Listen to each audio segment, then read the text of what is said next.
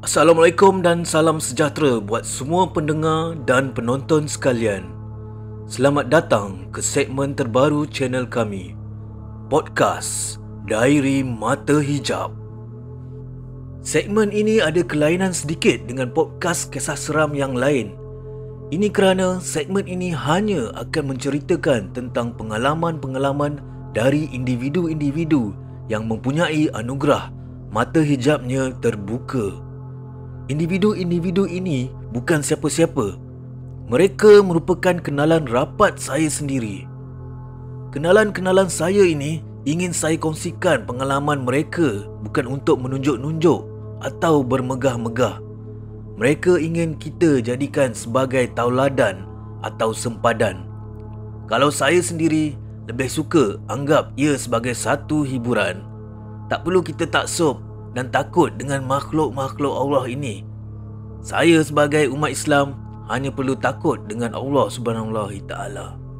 Berbalik kepada kenalan-kenalan saya perkenalkan mereka dengan nama samaran sahaja, iaitu Faiz dan Sari. Mereka merupakan pasangan suami isteri yang kedua-duanya dianugerahkan mata hijab terbuka. Ya, betul. Mereka telah bertemu jodoh setelah masing-masing berkongsi cerita anugerah yang mereka dapat itu. Sebenarnya, Faiz adalah bekas housemate saya dulu zaman kami bujang. Manakala isterinya, dia bertemu jodoh di media sosial. Pada mulanya, Faiz dan Sari tidak suka menceritakan atau menggambarkan apa yang mereka ternampak.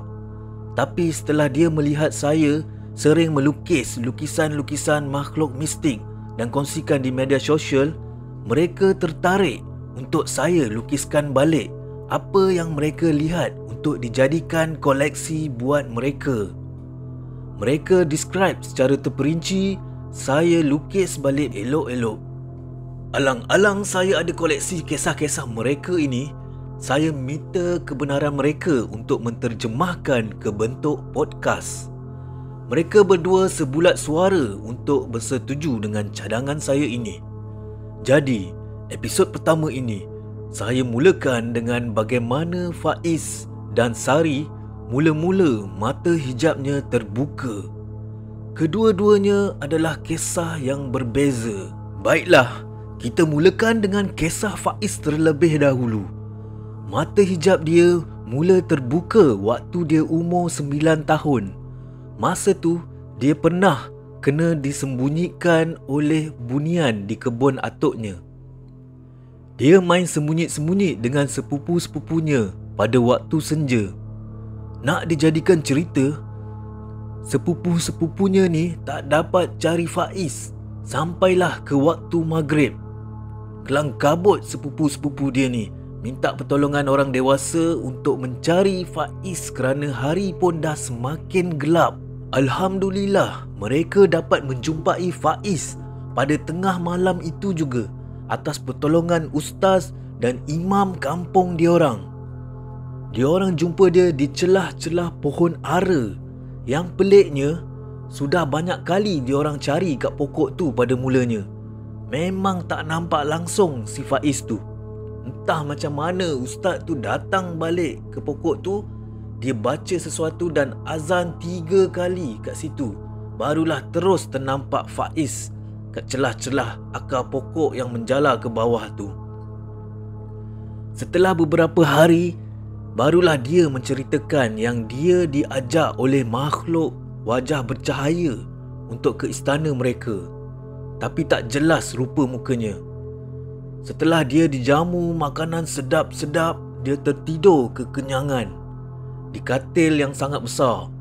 Sampailah dia tersedar, tiba-tiba lihat ramai-ramai mengelilinginya di pohon ara. Masa tu barulah dia sedar yang dia sebenarnya disembunyikan oleh orang bunian. Semenjak dari hari itulah dia mula dapat melihat makhluk-makhluk pelik di sekitar rumahnya. Mula-mula dia ingat bunian tu tak puas hati bila dia dapat balik. Tapi dia silap, kerana ke mana dia pergi, ada je makhluk pelik yang munculkan diri di depan mata dia. Dia rasakan ini satu sumpahan buat dia waktu tu. hidup dalam ketakutan. Maklumlah, umur budak 9 tahun ni, siapa tak cuak nampak hantu masa umur tu. Dia dah ceritakan semua kat mak ayah dia. Dah pernah bawa pergi berubat pun masa tu. Tapi jawapan perawat perubatan Islam semuanya bagi jawapan sama. Anugerah yang Faiz dapat ni memang tak dapat nak tutup. Mereka dah cuba. Ustaz-ustaz selalu puji Faiz ni kerana dia dapat mengawal emosi dan tak pernah menangis atau meroyan bila nampak benda-benda tu. Jadi lama-lama Faiz pun akur dengan apa yang dia miliki ni. Keluarganya pun sudah reda dengan kebolehan anaknya tu. Mungkin ini satu anugerah dan cabaran dari Allah untuk dia lebih mendekatkan diri dengannya. Jadi sampai sekarang lah Faiz dah biasa dengan penampakan ini. Dia rasa bertuah kerana dia kuat. Sesetengah orang mata hijab terbuka, ada yang sampai kena rasuk dan ada yang sampai masuk hospital sakit mental. Jadi dia gunakan anugerahnya ini untuk terus mengkaji alam gaib ni. Itu yang dia minta tolong saya terjemahkan ke bentuk lukisan. Adalah tu dia nak buat rujukan dengan koleksi lukisan-lukisan makhluk itu. Seterusnya saya akan ceritakan bagaimana isteri Faiz iaitu Sari mula dapat melihat benda-benda gaib ni. Sari mula mata hijabnya terbuka waktu dia umur 14 tahun. Waktu tu dia ditimpa kemalangan jalan raya. Satu keluarga ada dalam kereta tu. Kereta yang mereka naiki tu jatuh ke dalam gaung dan malangnya telah mengorbankan nyawa neneknya. Mereka sekeluarga yang lain hanya cedera parah dan alhamdulillah semua sudah sembuh. Semasa Sari koma 3 hari sebab kemalangan tu, dia ceritakan kepada keluarganya apa yang dia lalui dalam koma tu. Dia berada di dalam rumahnya tapi warna dan suasana sangat berbeza, seperti di dimensi yang lain tapi tempat yang sama. Makhluk-makhluk dalam alam tu pun berbeza dengan manusia. Sepanjang dia di alam tu, dia ditemani dan dijaga oleh seorang nenek yang sangat baik.